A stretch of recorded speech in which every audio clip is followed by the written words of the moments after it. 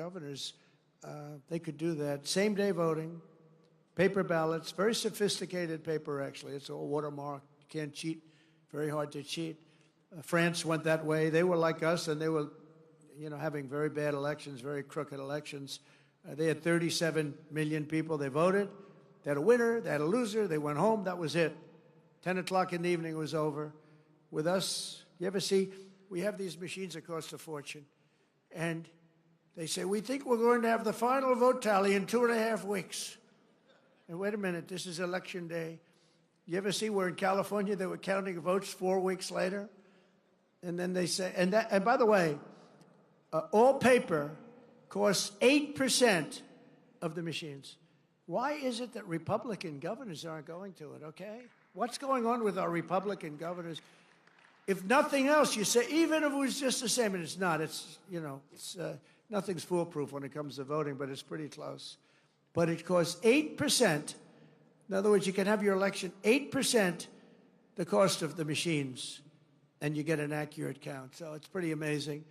They gave us NAFTA, mass illegal immigration, the Democrats did, the fake Paris Climate Accord, and the China's entry into the World Trade Organization. That was a wonderful day for us. China entered the World Trade. They've done pretty good. And, they didn't do things exactly by the books. And they were a developing nation. They still are. They say, we are a developing nation. We should be entitled to more. And our people say, oh, that's right, they're developing. They're not developing, we're developing. Look at some of our inner cities. We got to develop them. But we can't let the Democrats get away with this stuff. But we're developing more than they are. The globalists have been wrong about everything, and so I wear their attack on me because nobody has ever been attacked like a man named Donald J. Trump. In the history of our country, nobody's ever, but I wear it as a badge of honor. Nobody has ever been attacked. I was under more investigations than the late, great Al Capone. He was the most violent criminal. He was the most violent mob boss in history, and I was under investigation far more than him. It wasn't even close. Our opponents are not afraid that our America First policies will fail. They're terrified that our strategy will succeed and we're going to get bigger and stronger and better as a party, and that's what's happening, and that is what's happening. It's going to be something, and I'm actually looking forward to the midterms. I really are. We're going to prove that all of their treasonous years of betrayal will not be forgotten, because it's treason. What they did is treason. When they allowed millions of people to pour in through open borders from all over the world, they came. To me, that's treason. What they've done to our country is unthinkable. The money we have to spend to take people out, and then we have judges that say, no, let Tren de Aragua come back into our country. They want him to come back in. Killers, they cut off a man's fingers because did you, sir, make a phone call to the police in Colorado? Yes, I did. You've attacked us and you've taken over our building. They took over real estate all over Colorado. You did, right? Give me your hand. Put the hand down. Boom. Cuts off his fingers. And they want him back. And how about the mix-up with the MS-13, where it wasn't a Tren de Aragua, it was an MS-13 killer. And they said, oh, they got him mixed up. Let's get him back into our country. No, we need people that are going to love our country. I'm proud to be the president for the workers, not the outsourcers. The president who stands up for Main Street, not Wall Street, who protects the middle class, not the political class, and who defends America, not trade cheaters all over the globe. They're trade cheaters. They cheated on us. They cheated with tariffs on us. They stole our money. They stole our jobs. And now people are going around saying, oh, we're not treating them right. No, we're treating them very good, actually. They're lucky we're treating them so good. And, when I have tariffs and I say, well, we're going to charge what they did. We're going to charge what they did. And then I say, I'm going to charge much less than they did. Believe me, we're actually being nice about it. But we're doing very well, better than we've ever done before. My job is not to maximize the profits of outsourcers and these foreign corporations are horrible. It's horrible what they're doing, but we're catching them. We're catching them by the dozens. My job is I have to defend the American dream, and I have to defend the American citizens. That's my job. I have to defend that. The American dream is never mentioned. It was mentioned for 4 years, and now it's being mentioned again, but it was never mentioned when we had Sleepy Joe in office. I used to have the hardest thing I had to do with Joe Biden is the nickname. Do I call him Sleepy Joe or Crooked Joe? Could we take a vote, please? Who wants to call him Crooked Joe? Who wants to call him Sleepy Joe? That's my problem. It's like the same. They both work. They both work beautifully. Joe had one ability that I didn't have. He said he was a good golfer. He's terrible. Somebody said the only time I got angry during our debate when he said he was a 6 handicap. He's not a 6. He's not a 36, okay? But he had one ability that I don't have. He was able to go to a beach, bathing suit in tow, because it looked like it was actually falling off. But he'd go, had a hard time walking through the sand because, sand is heavy on your feet. Carrying one of those 6-ounce chairs that are made out of aluminum that if you weigh a little bit too much, it just cracks in the middle when you sit down. And he could sit down in a beach with photographers on the beach. He's the president, so he had a minimum of photographers, but he still had photographers. And he could fall asleep. Who the hell could do that? Who could fall asleep? And he'd turn around and drool would be coming out. He didn't care. His wife didn't care. It's an ability that I could never fall asleep under those circumstances. I'd be very conscious of my body and what we look like. I'd be sitting up like this. Then I'd say, darling, it's time to go. Let's get out of here. Well, it wouldn't most people. I mean, this guy could go to the beach, and he was out in seconds. Guys are shooting him. He'd be in the papers the next day, eyes closed, mouth open. The United States has been getting ripped off for 50 years, and we're simply not going to take it anymore, and that's what's happening right now. In 1950, the United States dominated global auto production, producing more than 75% of all of the cars on Earth. Think of that, 75% and even higher before that. Today, we produce 11%, while China produces 3 times more than we do. Let me tell you something. With the tariffs that we're doing, as you know, we have tariffs on automobiles, aluminum, steel, separate from the other tariffs, the baseline we call it. Companies are pouring back into our country with plants. There's a run on sites. There's a run on old plants. Most of them are being ripped down for new plants. They've stopped building in Mexico, 4 or 5 plants, and they're all coming into the United States. I know what the hell I'm doing. I know what I'm doing, and you know what I'm doing, too. That's why you vote for me. And the chip makers are coming in. They're all coming in. We've never had anything like this. We have investment, they think, of about think of this, $7 trillion. And that's been in a month and a half. Think of that. For the first, you got to give me a little time to get warmed up with that. So let's take the first couple of weeks off. For about a month and a half, we got almost $7 trillion spoken for. Trillion.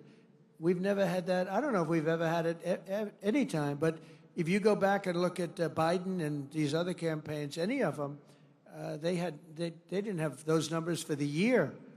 These are the biggest chip makers in the world, the biggest auto manufacturers in the world. $7 trillion of investment, and that means jobs. I look at it differently, not investment. I look at it as jobs. And they're coming in at levels that we've never seen before. And it is true that Mexico, they've stopped building plants, and those plants are now going to be built in the United States of America. So it's pretty exciting. All because of 2 things. They want to be nice to me. They say, sir, because of November 5th, the election, and because of tariffs. I said, in that order? And the smart ones say, yes, sir. First was that you got elected, and second was tariffs. And I'll accept that, But I will tell you because of tariffs. But I'm the only one that would have done the tariffs because everybody was afraid. They were afraid of being criticized because the globalists will go after you. For 7 decades, American ships have patrolled the seas, American troops have kept the pace and peace, and American wealth has enriched the globe. But despite all we have given to them, you will not find an American car in Berlin, in Tokyo, in Seoul, in Shanghai, not a car. I used to say to Angela Merkel, Angela, how many Chevrolets do we have in Berlin? Why, none, Donald, none. That's right, Angela, you got it. How many Chevrolets do you think we have in Munich, Angela? None, Donald. I said, you sent us 7 million cars last year. So we're going to start buying American-made cars or cars that are manufactured in America. And if you can do it, not part of what I was going to say, but one of the best things that I think I've come up with is interest deductions. If you buy a car that's made in America, you get an interest deduction on the money you borrow. And I love it. I hope you can do it, Mike. I hope you can do it, because I haven't bugged you about that. I've been talking about no tax on tips, no tax on Social Security, no tax on overtime. And I haven't really been as strong on this one, but it's only because it gets a little bit long, you know. But if you think of it, you buy a car, you borrow money, and you get a deduction on that money if the car is made in America. I'm thinking that will not cost you 10 cents. You'll make money with that one. I think you'll make money actually in a certain way with the other 3 also. I think they're very important, and they were a part of our campaign. I was going to say before that in Nevada, that when I came up with the no tax on tips, I think that's why we won by a massive amount. And interestingly, they came up about a month and a half later. She was making one of her few speeches. She didn't speak too much for a reason, good reason. She was making a speech, and in the middle she said, oh, and by the way, we will have, and everyone's falling asleep, we will have no tax on tips. That place booed the hell out of it. They said, you're a little late on that one, because I was worried they'd copy me. You know, it was so good. You know how it actually happened? Maybe I should tell the story quickly. I was in my building in Las Vegas. We have a great restaurant there.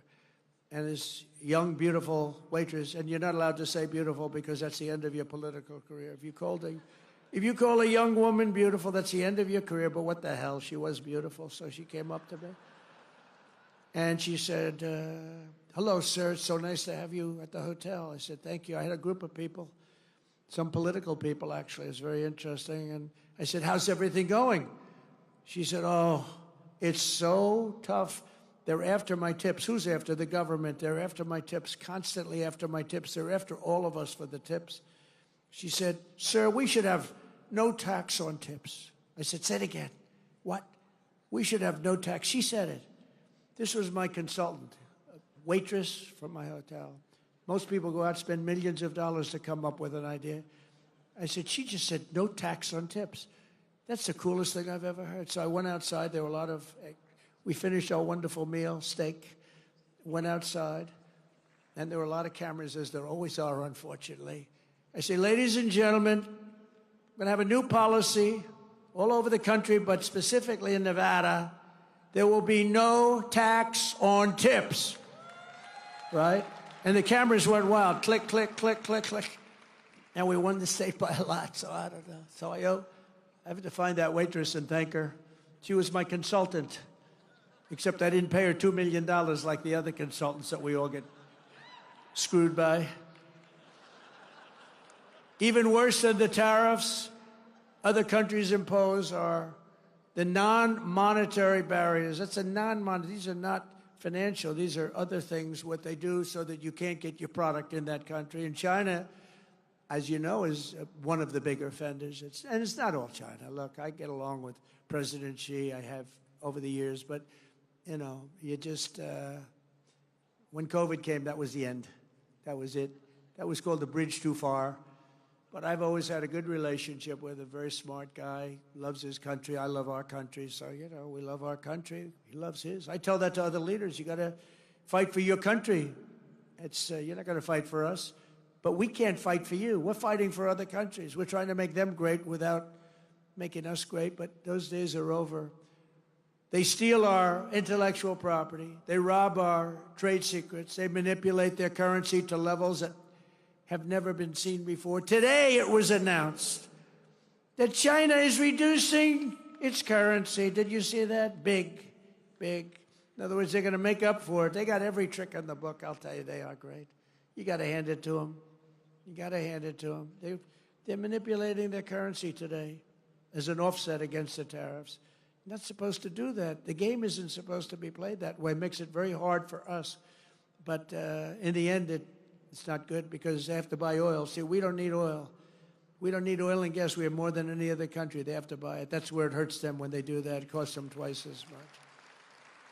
And they ship their products through every one of our trading partners, running up our deficits with these countries. They sell a lot. You know, when you put a tariff on them, they sell it like with steel.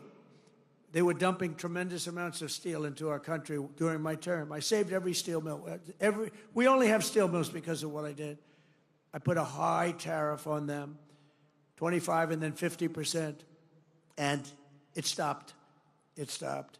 They were dumping so much steel, we would have lost every single steel mill. The people that like me best are the people in the steel business, but I think the auto business is going to be right there. I think chips are going to be there. I think pharmaceuticals are going to be there because, you know, we don't make our own pharmaceuticals, drugs, and other things to get better. They're made in other countries, and you pay a number. I mean, the same package in our country compared to like London and other places is sometimes 10 times more. 10 times more. Something that sells for $88 in London sells for $1,300 here, made in the same factory by the same company. And that's over. I told them all that's over. They put all of their research and development money. They put everything. But what they don't tell you is that these other countries are smart. They say you can't charge more than $88, otherwise you can't sell your product. And the drug companies listen to them. But we're going to do something that we have to do. We're going to tariff our pharmaceuticals, and once we do that, they're going to come rushing back into our country because we're the big market. The advantage we have over everybody is that we're the big market. So we're going to be announcing very shortly a major tariff on pharmaceuticals, and when they hear that, they will leave China, they will leave other places because they have to sell. Most of their product is sold here, and they're going to be opening up their plants all over the place in our country. We're going to be announcing that, so that's breaking news. Ladies and gentlemen, we have breaking news. That's what's going to happen. What other presidents allow China to get away with is absolutely criminal, but I'm not like the other presidents, and it's not going to happen under President Trump. It's just not going to happen. After all of the abuses they've perpetrated, China is attempting to impose additional unjustified tariffs. Just so you understand, they all got rich because of tariffs. You know, now when we do it, oh, it's so terrible what Trump is doing. It's so terrible. They got rich. And not only China, many countries. I mean, you look at Vietnam, you look at so many, I could name 50 right now. Biden couldn't do that. He couldn't name any. Name one country. Name any country. What's the name of our country? He doesn't know. That's why additional tariffs on Chinese goods are in place effective midnight tonight at 104%. Until they make a deal with us, that's what it's going to be. I think they'll make a deal at some point. China will. They want to make a deal. They really do. They want to make a deal. They just don't know how to get it started because they're proud people. China will now pay a big number to our Treasury. This is all taxes. And don't let them keep telling you that this is a tax on our people. I hate that. You know, they say it's a tax. No. Often, much of it is paid. And hey, look what happened during my first term. We had no inflation, and yet I took in hundreds of billions of dollars in tariffs and taxes from China. No other president got 10 cents in tariffs or taxes from China. I got hundreds of billions of dollars. Hundreds of billions of dollars. And I still got along with them because they understood what they were doing was wrong. They understood it. When you explain it, they sit up, they say, I've had numerous leaders tell me, you're right, sir. I was waiting for you to bring this up. Because some of the trade deals that were made by predecessors as president was so bad you almost wonder who did these deals. They were either crooked or stupid. They can be nothing else. They were either stupid or crooked. It's terrible, but it's all being changed. I changed a lot of it in the first 4 years, but it's all being changed. You know, in the first 4 years, we had the most successful country in history in terms of economics. We had an 88% increase in the stock markets. We had an 88% increase. There's never been any president that had an 88% increase. We had 88%, and there were a lot of happy people. And I think we're going to do much better than that this time, because this time I'm doing what I want to do with respect to the tariffs. I think we're going to do much better. And just remember the numbers. When you get up to $2 billion a day, $2 billion a day, they're saying, sir, can't be that, can it? I said, yeah, it can. It's the biggest transaction ever made.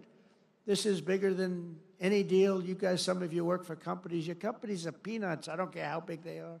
This is the largest transaction in the history of our country. And don't let some of these politicians go around saying, you know, because I'm telling you, these countries are calling us up, kissing my ass.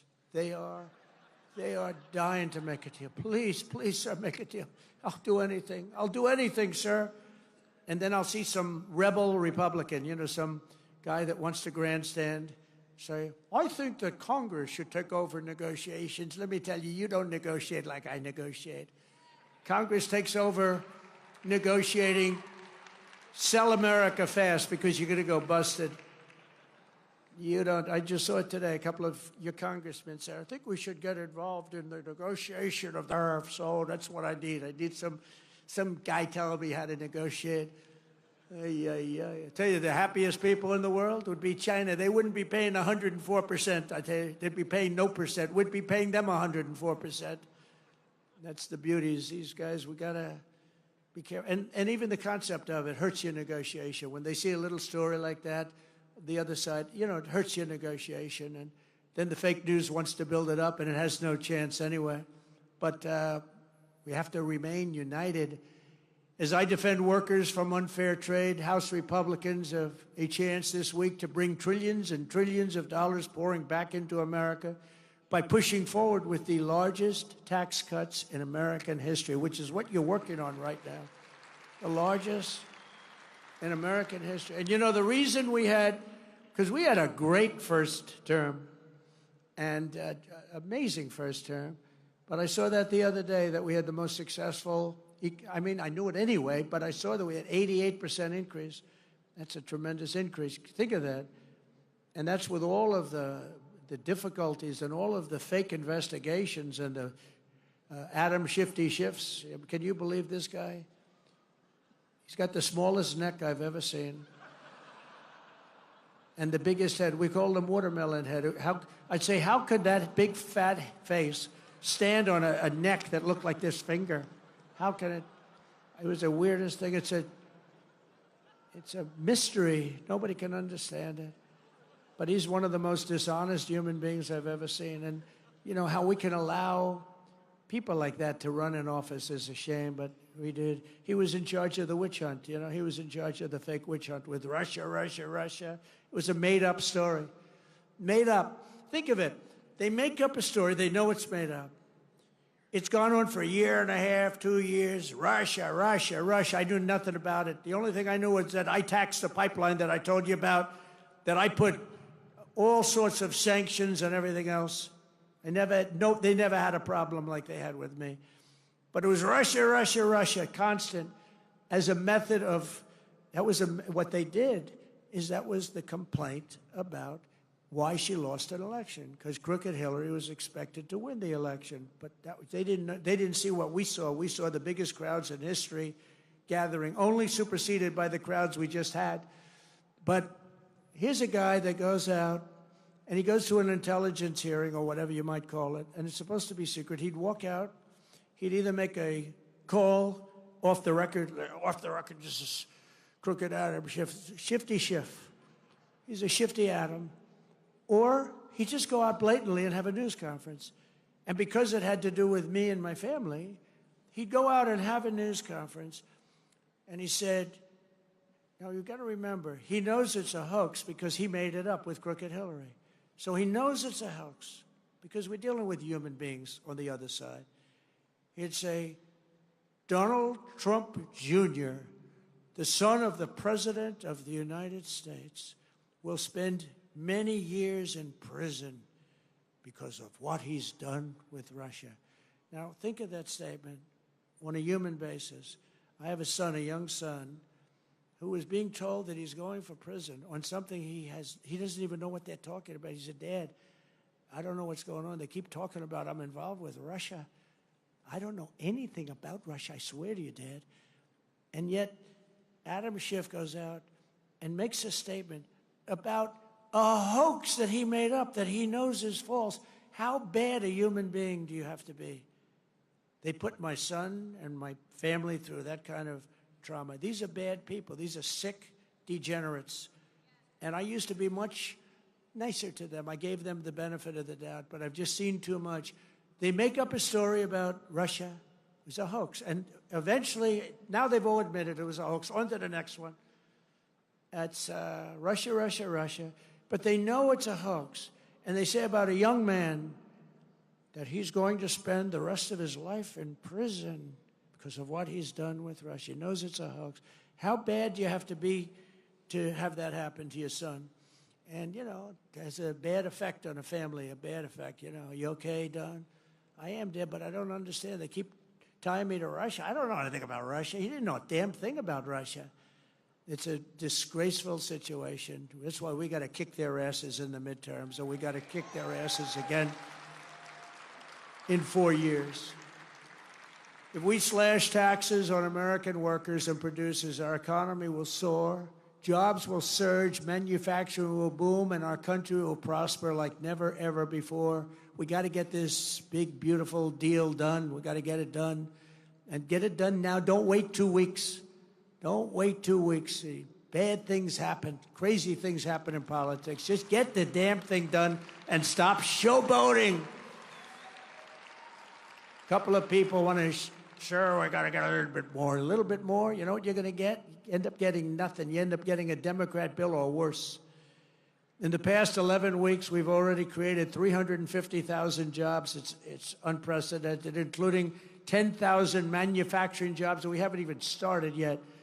Gas prices, you know, when I came in, they said he campaigned on prices coming down and prices going up. They're not going up, they're going down.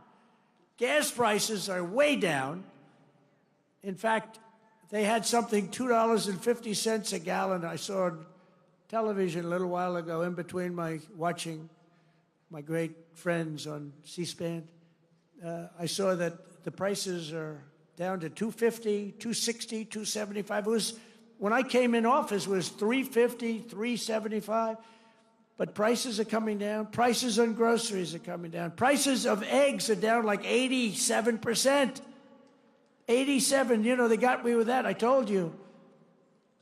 Before I even got in office, they were telling me about it. They're down close to 87%.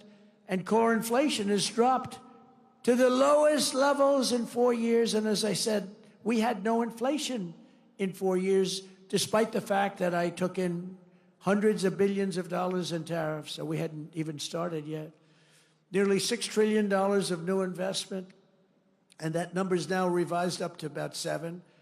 Apple, great company, is spending $500 billion because of tariffs. $500 billion, not 500 million, that's a lot. 500 million, you know, when I first heard the number, I said, you mean 500 million? You can build a lot of plants for... No, sir, 500 billion. 500 billion? TSMC, the biggest, most powerful chip maker in the world. This is without that stupid CHIP Act, where they say, here's billions of dollars to a company that doesn't need it. These chip companies are loaded. They give these companies billions of dollars to build a plant in the United States. They don't build them in the United States. They keep the money. It looks good. They give them billions. No. TSMC, I gave them no money. Great company.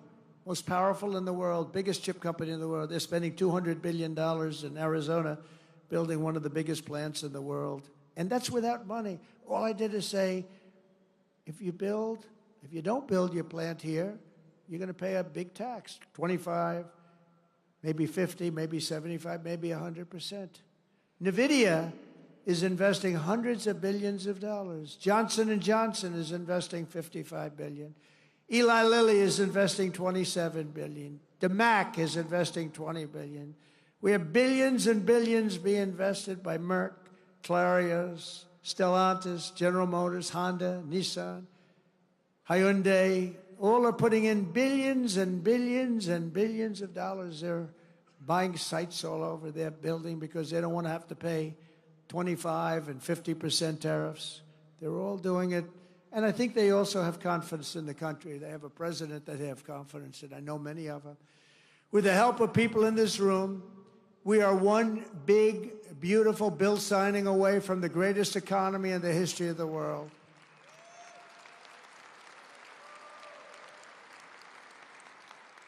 And it's an overhang. You know, this bill's an overhang because if it doesn't get signed, we will have imposed the biggest tax on the people of this country in our country's history by 40%. Biggest tax, because we gave you the biggest tax cut in history. Now we're giving you another, which is one of the reasons that there are many reasons why we were so successful. But that's one of the big ones. The other one is that one-year deduction, all in one-year deduction, so big, and I know they're working on that, the big deduction. It makes people invest. But now we're working on something that's going to, I think, blow it away. This bill is unbelievable. It's going to bring a lot of money back into our country. But if we don't do it, it's going to be a disaster. And you just better hope that people believe that it was the Democrats' fault because, you know, they're very good at saying it was our fault. It'll be the biggest tax increase in history. And all my life as I watched politicians, I wasn't a politician, but I watched them and I contributed to them a lot, contributed a lot of money over the years, but I watched it. But all my life I'd hear politicians saying, we are going to give you a tax cut. I will cut your taxes. We will cut your I never heard. They're the only party that says, we are going to increase your taxes. Vote for me. Who the hell ever heard this? Only these people. We're at a strange time. These lunatics go out and they tell everybody how you're going to have a big tax increase. So maybe they want the bill to fail so that we can have a tax increase. Maybe they'll take credit for it. But I've never heard that said. Oh, I've watched politics all my life. I've never seen politicians campaign on, we're going to increase your taxes, except these crazy Democrats. As part of this legislation, I am committed to spending cuts, and I will fight hard to include the elimination of hundreds of billions of dollars in waste, fraud, and abuse in the bill. We've already found hundreds of billions of dollars through DOGE, and Elon has been terrific. He's been really terrific. But we've found hundreds of billions of dollars of waste, fraud, and abuse. But now we need to get the budget resolution, and we have to get it passed in the Senate. We have to bring it through the House. It's going to pass in both. One thing I'll say is that Thune has been great. John Thune has been great. And he's worked with your great leader hand in hand. Those two bills are coming up together, and they're very similar. And I didn't know if that would happen because you have a lot of different rules, procedures, complicated stuff. But Mike has been amazing, and John Thune, and they've worked like amazingly well because they've just been going on at the same time. And we're ready to get this thing done and beyond and get rid of the debt hangover ceiling that's a disaster for our country and for everybody, and to give people the biggest tax cuts they've ever had because we're going to add them both up together.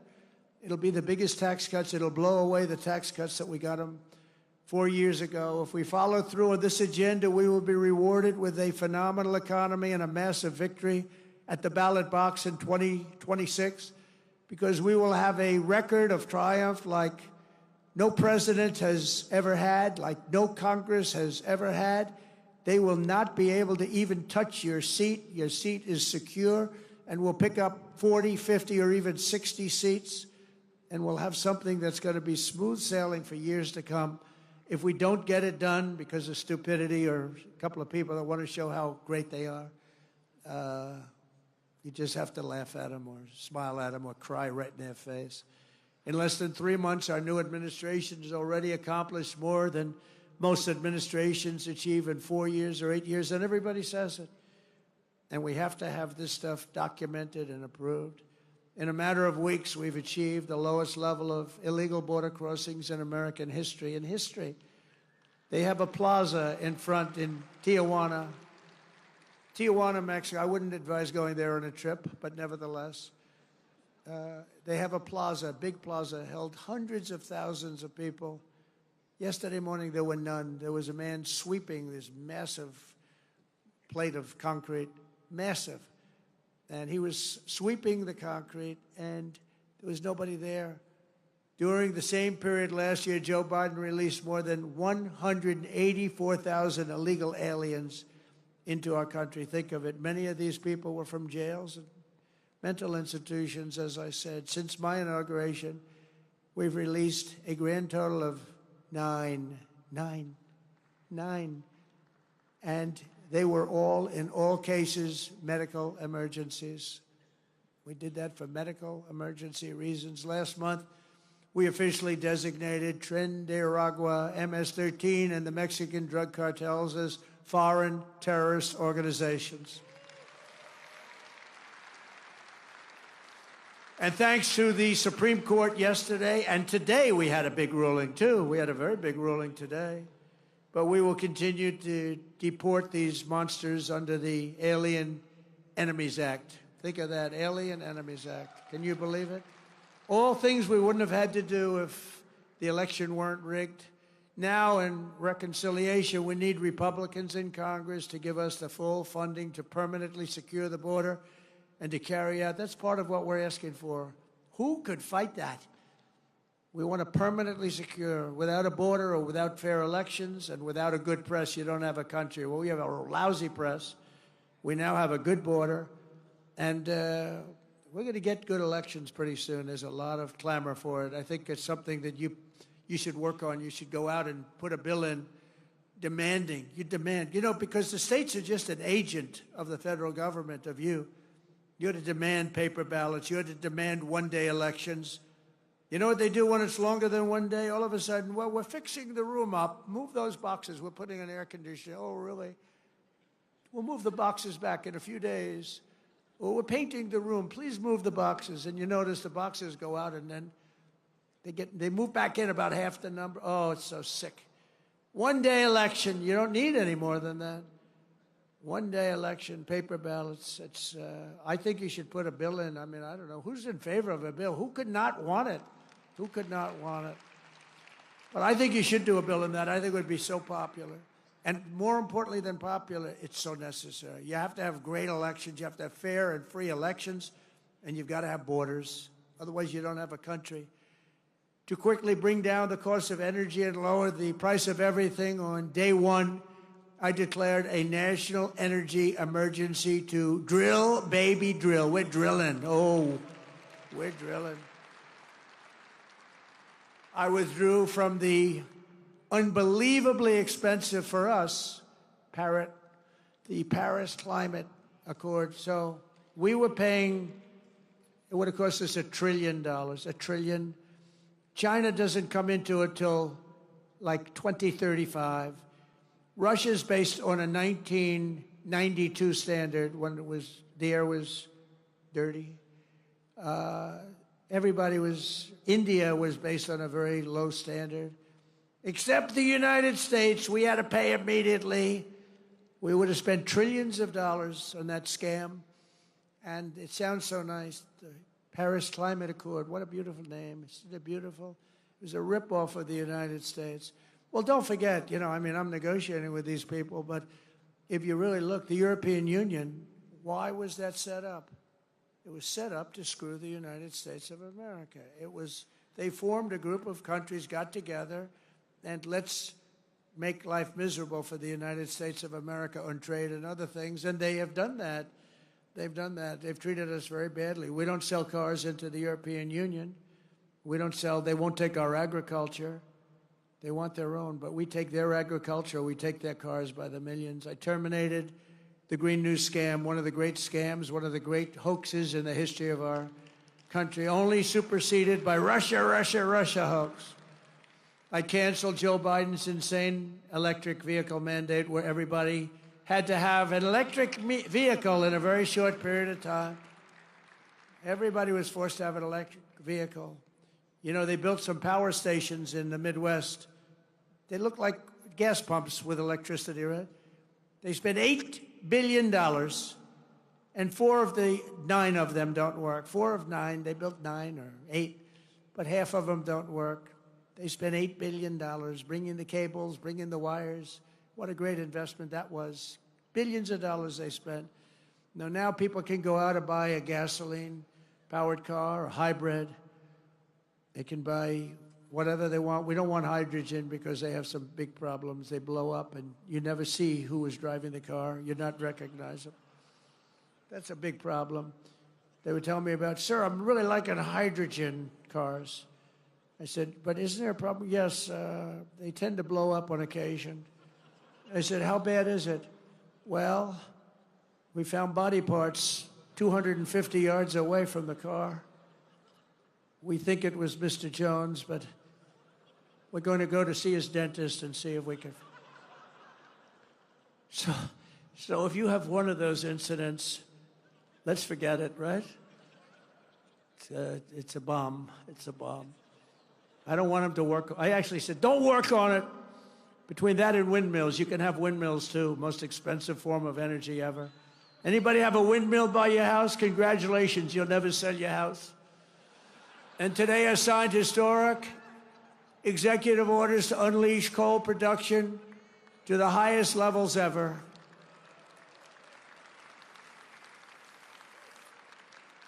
Because, you know, coal is the most powerful thing. We have more of it than any. We have more liquid gold under our feet, oil and gas, and we have more coal than any other country. No other country has as much as we have. All different forms of coal. And take a look at China. They're building 2 coal plants a week. Think of that, 2 a week. We are screwing around with wind. Oh, wind. These people are crazy. They say, oh, it's great for the environment. Yeah, it kills all your birds. You want to see a bird cemetery? Walk under a windmill sometime. Got birds all over the place. They're screaming for help. They got whacked. The environmentalists, it's an environmental dream. You know why? Because you're never going to have energy. They're the most expensive form of energy there is.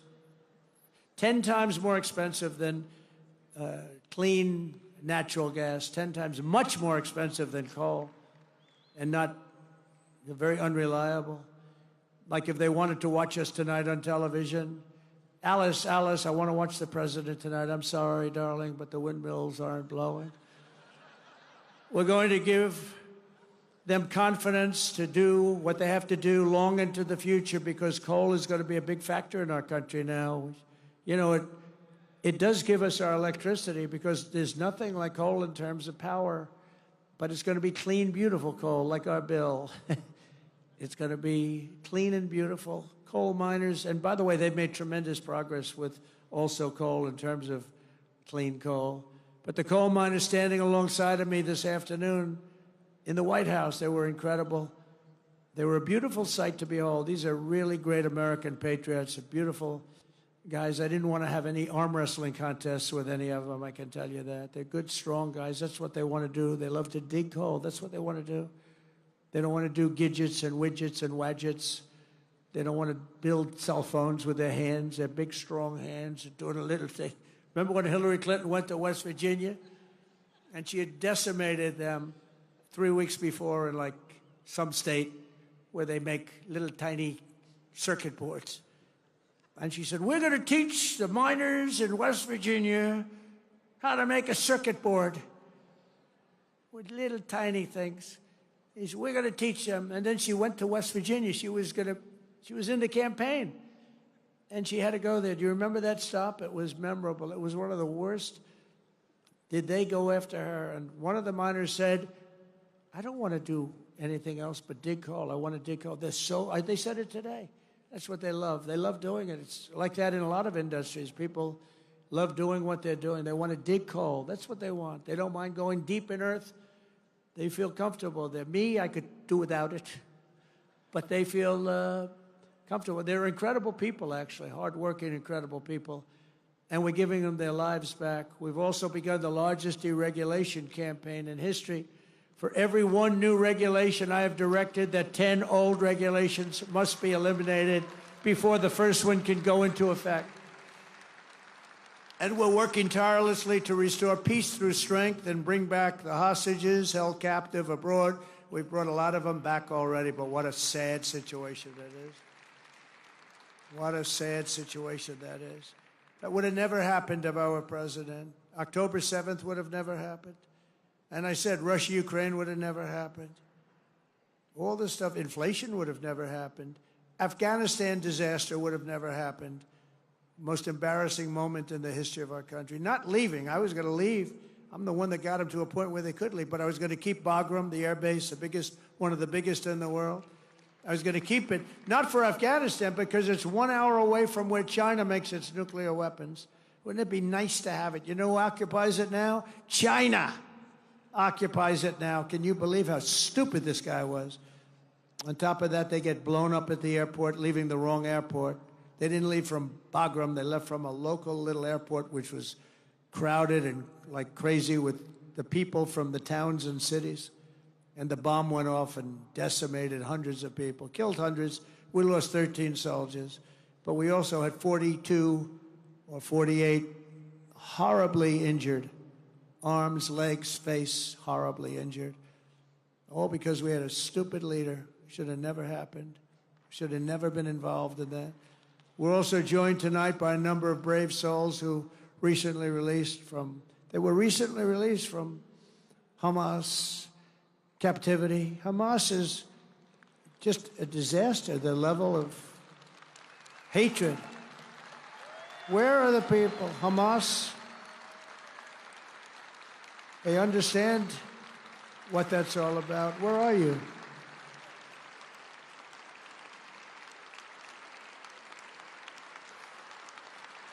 That's great. How does it feel to be out? How does that feel to be out, huh? You want to come up here for a second? Come on up here. Come on up here. Come on up. Yeah, let them up, please. That's great. That's great. I'll tell you, these people, what they had to go through. I had 10 hostages in my office 2 weeks ago. What they had to go through is just horrible. Come on up. That's great.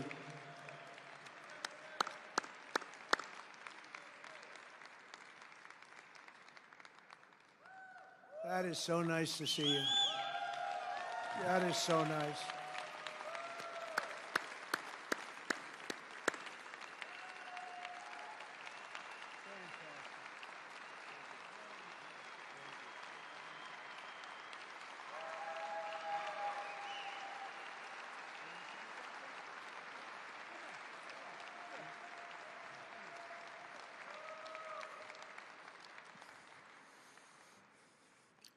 Thank you. Thank you very much, President Trump. I'm here, and I'm alive. President Trump, you saved my life.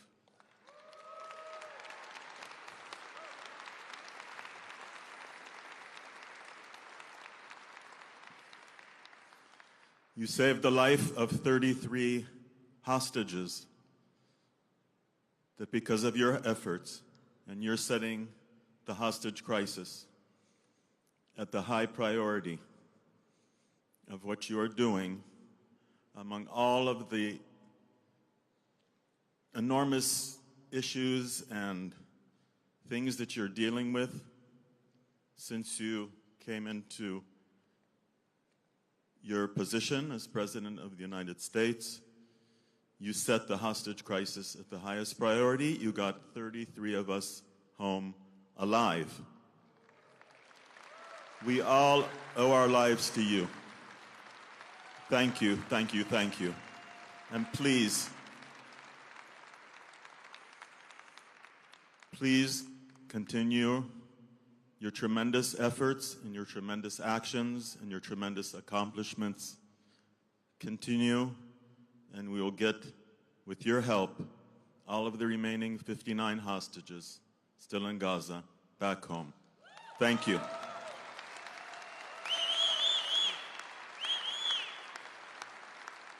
Thank you, President Trump, for bringing my Keith home.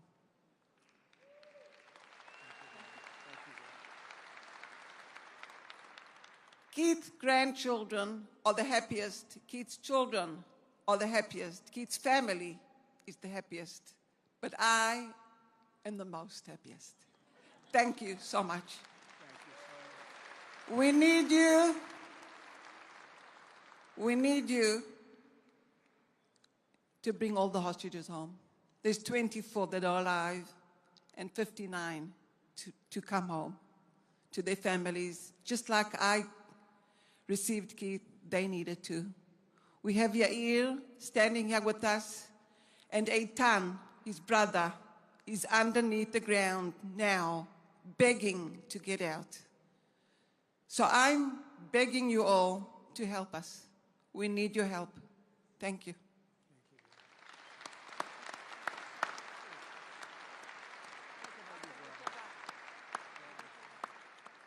So, my name is Yair. I've been in hell for 498 days.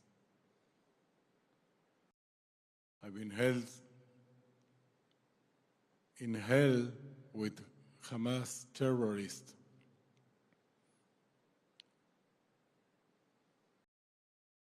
When we didn't see the light, but we feel when we heard President Trump get elected, we knew there is now someone who makes the things happen. We needed, I'm sorry about my English. I am half Argentinian, half Israeli. I'm sorry. We knew we need someone who do the things. That's President Trump. We are here because of President Trump. Thank you.